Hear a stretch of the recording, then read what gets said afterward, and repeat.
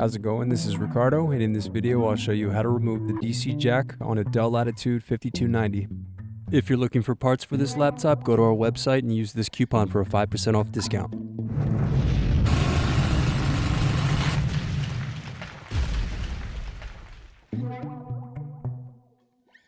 First, remove screws to loosen and then pry apart bottom base.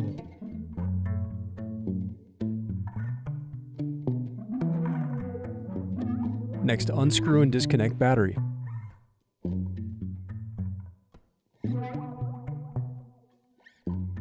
Now unscrew and remove bracket and DC jack.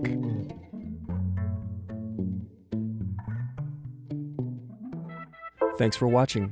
Don't forget to like and subscribe if you enjoyed this video. And if you need more, check out this playlist to watch other tutorials for your laptop. You can also click here to find parts for your laptop at partspeople.com.